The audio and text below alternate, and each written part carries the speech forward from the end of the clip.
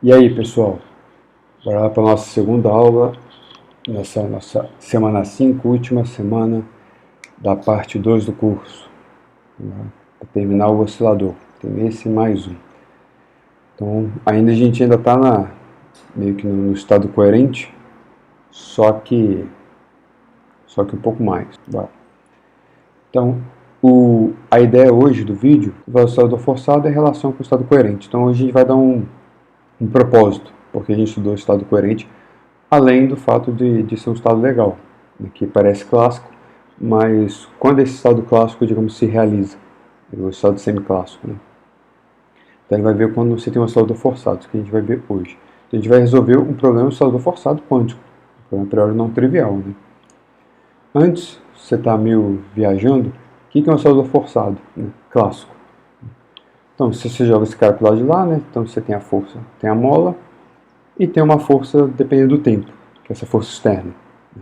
Então alguém pegou sua molinha, você está no laboratório, tem seu sistema massa-mola, você pegou a massa e puxou, está fazendo alguma coisa. Então esse F é você. Né? Ao longo do tempo você puxa, empurra, faz alguma coisa com essa molinha, e essa função é dependente do tempo, né? Só do tempo. Não é um outro tipo de interação, né? Simplesmente uma força que está mudando o tempo atuando no seu oscilador. Como você coloca isso no hamiltoniano, é um termo linear em x, e com esse sinal de menos, porque a força no formalismo hamiltoniano é menos a derivada de h, né, com relação a x. O que é esse cara que menos derivada de h com x? É a derivada do momento, seria a sua força. Então, por isso que aqui tem que botar o sinal de menos e aqui botar um x. Quando você derivar aqui, vai dar o f, esse f de t. Então, um jeito de resolver isso, muito malandro, acho que é por isso que eu vou fazer aqui clássico, né? A gente vai fazer todo o problema clássico, depois ele se repete, mecânica quântica, é resolvendo o jeito Landau. Você pode resolver isso com função de Green, a gente fez isso, né? Acho que em física matemática, por mais qualquer. Tem um jeito mais rapidinho de mascarar a função de Green, que acho que eu também fiz lá, mas que é definindo essa função G, essa função complexa. Então, a parte real dele é velocidade, a parte imaginária é ômega x. Para que os dois tenham dimensão de velocidade, né? Isso é x por t, porque ômega é a inversão de t, né? E aqui é x, é derivada de x com relação a t. Então, a gente vai resolver a equação, na verdade, por g, e conhecendo o g, né, pega a parte imaginária a parte real dele da velocidade e a parte imaginária da posição. Agora, por que essa definição é esperta? Agora que a gente tem o lado esquerdo da equação, é esse cara aqui. Olha que isso aqui é uma igualdade. O que eu fiz aqui, daqui para cá? Você deriva a segunda vez, deriva x ponto, x2 ponto, esse cara. Você multiplica isso por isso, então é menos i mais e mais ômega ao quadrado x, que é esse cara aqui. Mas tem esses dois caras a mais. Só que esses caras, na verdade, é mais a e menos a, né? Eles se cancelam. Porque, olha, você deriva aqui mais i ômega x ponto, com mais. E aqui é menos i ômega x ponto, menos.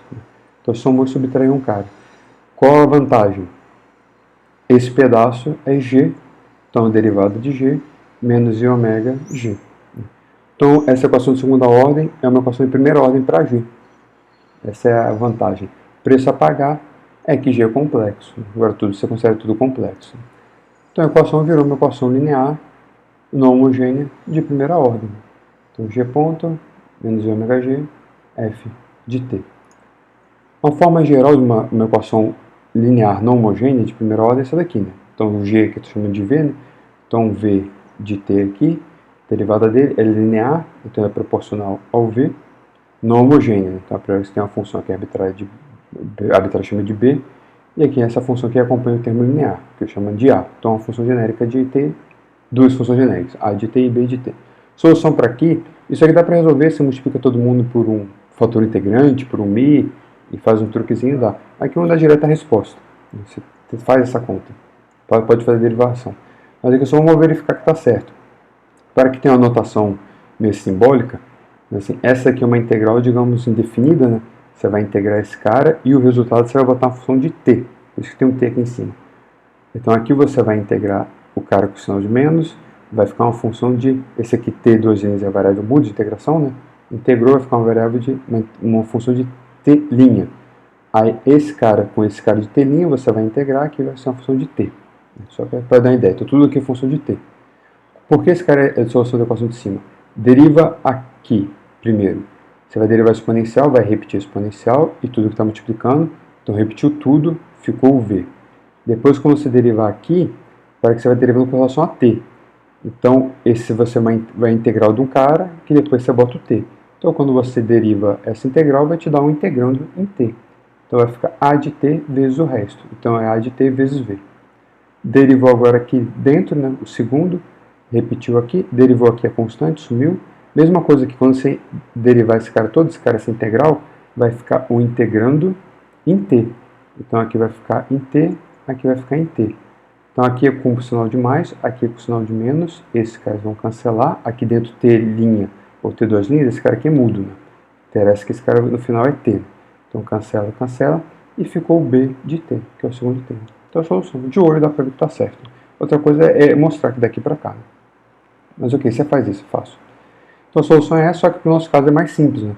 O A é I ômega, né? Passa para cá, né? É uma constante. E o B é uma função arbitrária, que é a sua força externa, que é o F dividido por M. Então, quando a gente bota aqui vai ficar exponencial de I ômega T, aqui vai ficar exponencial de menos I ômega T'. Então, é só substituir. E como G é complexo, esse número aqui C é um número complexo. Então, esse número eu vou escrever como módulo de C exponencial de φ, uma fase. Então, ficou assim. E só botando aqui, exponencial de I ômega T, que estamos explicando todo mundo, eu vou passar ele para dentro. Então aqui ficou exponencial de I ômega T, aqui tem exponencial de ômega T, exponencial de ômega T menos T', que é o cara que está na integração, então você está integrando T'. E aqui é o outro termo, esse é o G. Para você pegar a posição é a parte imaginária de G dividido por ômega. Então pega a parte imaginária dividido por ômega.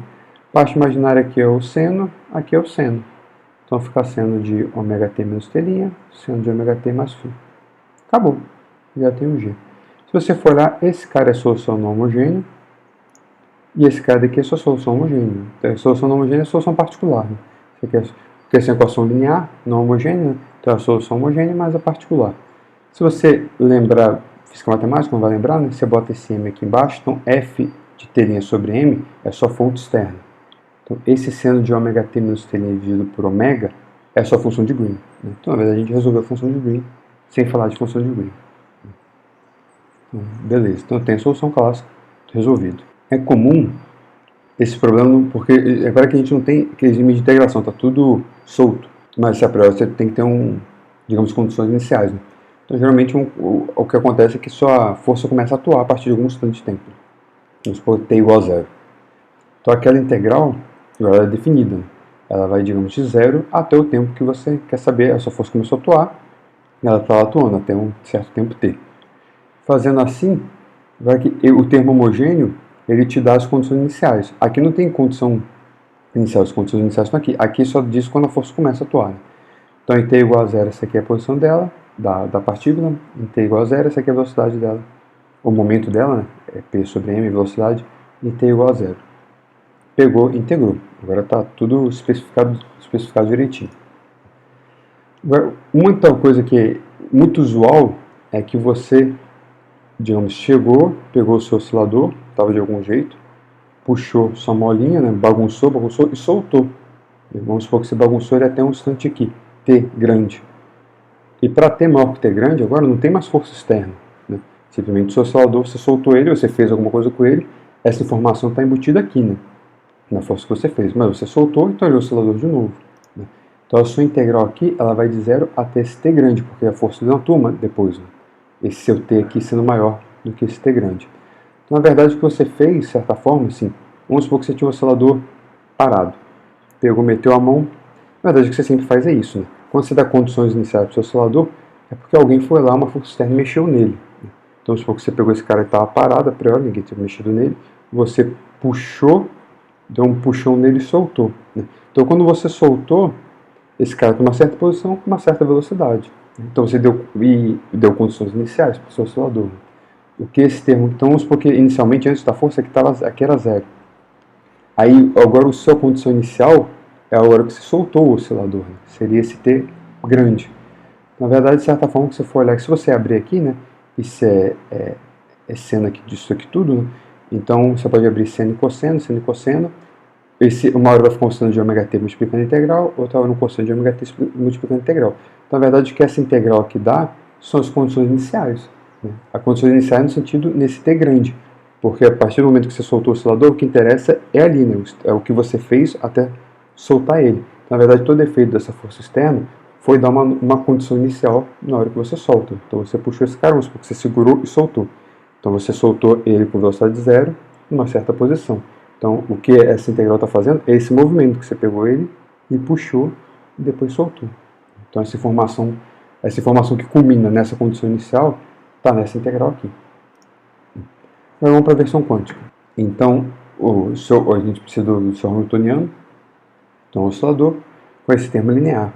A gente viu lá que a força externa você escreve assim. Então, essa força externa, digamos, é clássica, né? No sentido que eu digo aqui, porque esse cara não é operador, é uma função de t. Né? Então, necessariamente, repara que o seu hamiltoniano, porque não a partir do momento que a força está atuando, ele depende do tempo. Então, o Heisenberg é mais apropriado, porque o Heisenberg, todo operador depende do tempo, então não tem que inventar. Agora, no Schrödinger, você vai ter operadores que não dependem do tempo, mas o hamiltoniano depende do tempo. Então, vamos direto no Heisenberg. Aqui é uma boa justificativa para usar direto o Heisenberg. E repara que o seu hamiltoniano, isso aqui tudo, a derivada total do tempo do hamiltoniano é sempre a derivada parcial dele no tempo, porque a outra parte é o comutador dele com ele, né? O comutador do cara aqui com H. H com H vai dar zero. Então, nesse caso, como aqui é uma função do tempo, né, esse cara não vai dar zero. Então, a energia não se conserva.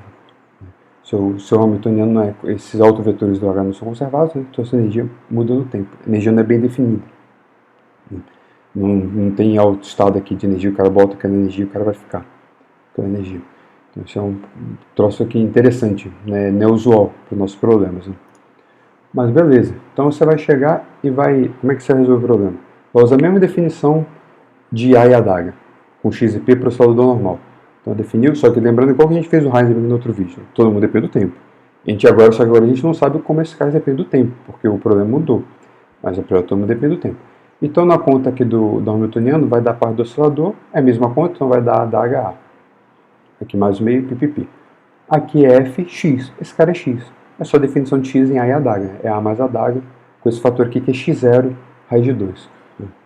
Esse aqui eu não estou usando essa notação porque eu estou recaustando a notação que eu acho melhor, né? Bota aqui x0 dividido por raiz de 2, que essa parte aqui a gente fez na pandemia, lá no meio antes, né?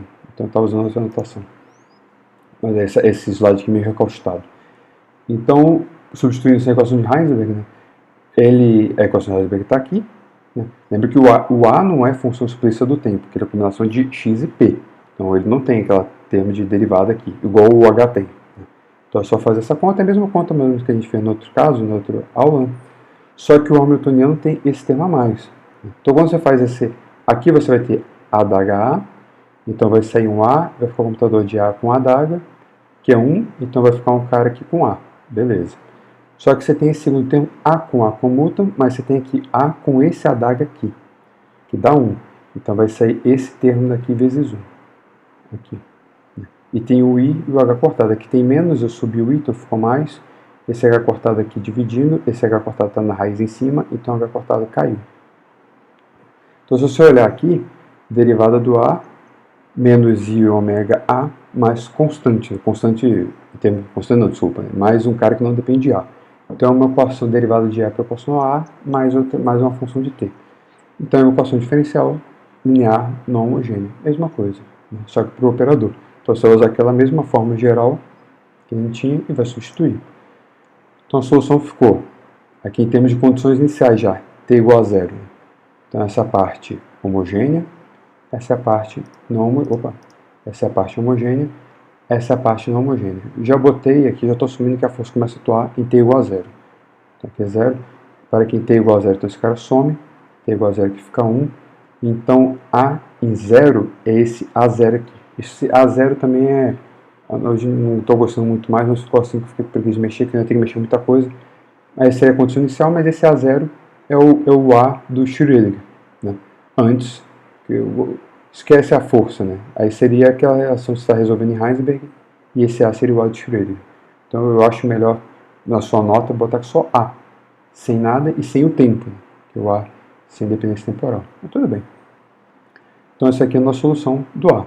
Se você tem um A, o A, a adaga, é só pegar a adaga de todo mundo, aqui então troca o sinal, aqui fica a adaga, aqui troca o sinal, aqui troca o sinal, aqui troca o sinal, o F é real, né? Então não muda nada, troca aqui, e você pega, então você tem o operador X, o operador P, que são combinações de A e adaga. Né? Então, só para comentar que esse A, A com zero, é o seu A inicial, né? Sua condição inicial, então necessariamente ele tem que ser o operador antes da força atuar, né? Então ele é o operador de aniquilação antes da força. Seria o A do Schrödinger, antes o operador de aniquilação antes da força atuar. Então, beleza, se você conhece esse cara, você tem todo mundo. Já tinha adiantado isso aqui. Então, por exemplo, X é a combinação de A mais a adaga. Então, ficou o cara A, adaga. Você pegou esse com a adaga, a parte da adaga do outro, né? Então, combina o seno aqui. Essa daqui é exatamente a solução homogênea. Essa aqui é a solução não homogênea. Essa aqui seria a solução da equação de Heisenberg sem a força externa. Essa daqui é a equação particular, quando você dá a força externa. Esse aqui é o cosseno, né? Você pode botar igual a gente começou na outra aula, como se fosse um azão, né? Um operador de amplitude, cosseno de ômega t mais φ. Então, que seria a solução homogênea. Essa aqui é a solução não homogênea, que é exatamente aqui eu escrevi direitinho. Aqui é a fonte e aqui é a função de Green, né? Que a gente resolveu lá, usando o truquezinho do Landau ainda agora. Então, o oscilador clássico forçado, o oscilador quântico forçado e clássico forçado, os dois têm a mesma solução. Né? Formalmente a mesma solução, só que agora só botou operadores nos caras. E lembra que aqui não tem operador, né? Aqui eu usei o operador 1, aqui é número, né? O operador A e a adaga, que fazem papel que atuam de algum jeito, né? Eles estão aqui na parte homogênea. Você pega o valor médio, né? A ideia lá. Então aqui vai dar, como aqui é número, que só repete, o cara é normalizado, e aqui vai ficar o valor médio, esse módulo aqui, seria o valor médio do A, é a parte que você tirou o valor médio, então saiu do A e do adaga. Né?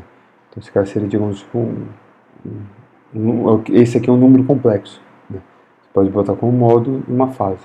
No final dos contos, eu tenho embutido as condições iniciais. Né? É o que eu chamei lá no começo do outro vídeo, chamava isso aqui tudo de um azão, amplitude. Tem a parte homogênea e a parte particular, né? Ou não homogênea. Absolutamente o resultado clássico. Então, o oscilador forçado quântico, na média, independente igual na que a gente discutiu na outra vez, né? Independente do estado, quando você tira o valor médio, ele evolui como um oscilador clássico forçado. Então, mesmo a história se repete. Aqui, né? Tudo bem, volto aqui daqui a pouco. Então vamos supor a situação que é mais relevante. Você não tem nada atuando, o cara começou a puxar, né? Depois parou. Então a ideia é, você tem um oscilador lá, você deu um puxão nele e soltou. Então classicamente o que esse processo faz? Né? Ele tinha alguma condição inicial a priori, mas só forçando, digamos, meio que, tudo bem, ela vai pegar meio que apagar esse cara, né? Vai dar um puxão, vai mexer para lá para cá, e no final do instante, quando você soltar, você vai dar uma nova condição inicial para o seu sistema. Né? Então o seu sistema que não tinha força, ele tinha, digamos, a priori aqui atrás poderia ter uma outra condição inicial, né? Mas ele fazia de algum jeito. Agora aqui você tem um oscilador de novo, sem ninguém atuando nele, mas com uma nova condição inicial. Né? A gente quer saber como esse cara evolui para T maior que esse T grande, que é quando a força externa parou de atuar. Então o seu T aqui é maior que esse T grande, essa integral, então ela vai de 0 até o seu T, mas a sua força vai até o T grande. Né? Então a partir daqui o resto integral é 0. Então você só integra de 0 até o T grande. Repare que então aqui é isso, só repetir. Né? Agora essa integral, como ela ficou definida entre esses dois números, isso aqui simplesmente vai dar um número. Aqui não tem dependência em T, a única dependência em T está aqui, exponencial de menos de ômega T. Então aqui vai dar um número, junto com esse cara aqui tudo, isso aqui eu estou chamando de lambda. Daqui a pouco você vai entender porque eu estou chamando de lambda, lembrando do vídeo passado. E esse número é um número complexo, porque aqui tem o i, aqui tem exponencial de ômega t, né? Então aqui tem parte real e imaginário, então esse aqui é um número complexo. Então, o seu operador aniquilação, aqui, né? Esse aniquilação não é o... A gente vai discutir mais ou menos o que seria isso. Mas não é o operador aniquilação, é o operador que vem o x é esse mais o adaga disso, né? Então esse operador A, ele virou esse cara que é o operador de aniquilação antes da força atuar, exponencial de menos ωt, exponencial de menos ωt e o número complexo, que é esse cara aqui dado pela força, né? Então a parte real é só a parte real imaginária desse número complexo. Então, dada a força externa, você faz essa integral e determina esses dois números. Vamos supor a seguinte condição inicial, que antes da força atual, o seu sistema estava no estado fundamental. Então, ele estava parado, na menor energia possível, ele está tranquilão. Aí chegou o Joselito e meteu a mão nele. Chegou, deu um tapa, puxou ele, soltou, fez alguma coisa. Então você tem como, quando essa força foi feita, e depois essa força parou, o cara soltou. Então você tem um oscilador lá fazendo alguma coisa, a partir depois disso, né? A gente já sabe que o resultado geral é sempre esse, independente do estado, mas agora a gente tem um estado, né? A gente tem uma condição inicial. Você tem que, antes de atuar, o cara está no estado fundamental, então lembrando que o A0, né, ele é o operador de aniquilação antes da força externa atuar. Então esse é o estado fundamental antes da força externa atuar, então quando ele atua nele dá zero. Beleza, guarda isso em mente. Porque quando você faz essa conta aqui, automaticamente aqui vai dar zero. Porque lembra que no meio é o A mais o A adaga. Aqui no caso, para esse estado, então vai estar sendo deixado com esse 0, 0. Então o A mata de um lado, o adaga mata do outro. Então sua evolução é dada só por isso, né? Esse vetor, esse vetor aqui, ele é normalizado, então vai ficar um bracket aqui 0, 0, que é 1, então só deu esse termozinho. Lembra que você está usando tudo Heisenberg, né? Então, tudo que a evolução está toda nos operadores. O seu estado, esse estado 0, ele continua o mesmo, né? Só que a questão é que esse 0, ele é o estado fundamental do seu oscilador antes da... Deixa eu ver se eu botei isso aqui. Isso, ele é o seu estado fundamental antes da força atuar. E esse não é o estado fundamental depois que a força... Quer dizer, quando a força externa parou de atuar, você tem um oscilador de novo, né? Esse oscilador tem lá o A e a adaga dele, tem o estado fundamental dele, pipipi, popopó, mas o A, a adaga dele, não é aquele A0 e a adaga 0 antes, né? Então o estado fundamental dele não é o estado fundamental antes. Isso é fácil ver. Por quê? Se você está no estado aqui depois, o cara parou de atuar, você sabe o que é esse operador A aqui, operador completo. Então o seu estado aqui, ele é isso. Continua sendo o mesmo de antes. Só que esse seu A, eu quero dizer assim, esse A é o cara que se relaciona com X e P. Depois, do mesmo jeito. Mas ele não é um operador de aniquilação desse estado. Esse A daqui, ele era, antes da força atual, ele era só isso, né? Então quando você atuava no seu estado fundamental antes, ele atuava aqui e dava zero. Beleza. Mas agora esse A, ele ainda continua, o oscilador bagunçou, piriri, parou a força, agora ele ainda continua sendo a ideia de um operador de aniquilação, porque o X dele, você consegue escrever ele em termos de combinação de X e P, a mesma combinação que você define A e a adaga, né? Só que ele não aniquila esse estado fundamental que você tinha antes, porque ele, depois que a força atuou, ele é isso, mais esse número, né, com essa exponencial de menos ωt. Então quando você atua esse cara no seu vácuo, ou seu estado fundamental, antes que é sua condição inicial, esse termo mata, mas esse termo fica. Então aqui sai um número e repete o estado de novo. Então você atuou o A, tipo em Heisenberg, né? É o A em Heisenberg, saiu esse A, digamos, completo no T, né? Saiu um número complexo, exponencial de menos ωt, e repetiu o mesmo vetor. Então se esse A daqui ele é um A sem tempo exponencial de menos ωt, que é a sua solução para o oscilador em Heisenberg sem ninguém atuando, né? Então, na verdade, olha que isso aqui que você tem é exatamente a equação de um estado coerente, né? Você atuou o cara, sai um número e repetiu o mesmo vetor. Então, na verdade, o seu estado fundamental antes da força atuar, ele é um estado coerente depois que sua força externa parou de atuar, né? Na verdade, o seu sistema evoluiu. É porque a gente está no Heisenberg, o vetor não muda. Na verdade, o sistema mudou. Então, você tinha um oscilador parado, o cara pegou, puxou, soltou. Na verdade, quando ele soltou, o que ele fez é a mesma lógica clássica, né? Ele deu condições iniciais, digamos, clássicas para o cara, uma posição e uma velocidade. Mas se você tem um cara que tem uma condição inicial genérica aqui, clássica, uma posição, se você tem um cara com uma condição valor médio inicial, para a posição e para o momento, você deu um estado coerente. A gente viu isso no outro vídeo. Né? Então, esse lambda da parte imaginária e real dão as condições iniciais. Então, ele vai oscilar como um oscilador clássico, né? Um estado coerente. E aqui só para mostrar que isso aqui é meio não trivial, né? Mas que quer dizer, essa lógica acho que é fácil de entender. Agora que fica curioso porque isso é compatível com o Heisenberg, tem que ser, porque o troço está certo, né? Mas repara que o Heisenberg, o vetor não muda em nenhum momento, né? Então toda essa dinâmica do cara está aqui nos operadores. Então esse seu vetor era o mesmo, só que esse vetor que tinha uma ideia de estado fundamental antes da força atuar, ele não tem mais a ideia de estado fundamental depois que a força parou de atuar. Agora ele tem uma ideia de estado coerente. Isso tem implicação bem forte em física. Né? Isso aparece em teoria de campo. É claro que a partir desse ponto, para o vídeo já acabar, né, não preciso discutir mais nada, todo que deu um estado coerente, todos os resultados do estado coerente são válidos. Né? Então, sua distribuição de calcular o cara com energia N, depois que a força parou, né, é sua distribuição de Poisson. Né? Aquele lambda que aparece, ele te dá essa nova condição inicial, né, quando você soltou, quando a força parou de atuar, né, em T grande. Então, ele te dá a posição, o valor médio da posição e do momento, né? A parte real e imaginária desse lambda te caracteriza as condições iniciais. Então você vai ter um oscilador normal com essas condições iniciais, arbitrárias, né? Que estão dados por são arbitrárias, quer dizer que é um x0 e um p0, né? Dado por o número em si, qual o x0 e qual o p0, é calculando aquela integral dada a força. Mas então essas são condições iniciais para um oscilador, para o valor médio. Então o seu oscilador vai evoluir como oscilador clássico na média, e isso é um estado coerente. Então tá tudo certo. Né? Aqui só a ideia como seria aquele gráfico, eu mostrei no outro vídeo, esse cara evoluindo, né? Mas seria o seu estadozinho coerente, a parte real, a parte imaginária, essa aqui é a posição inicial, essa aqui é a velocidade inicial dos valores médios. Ok? Acho que não tem muito mais o que fazer.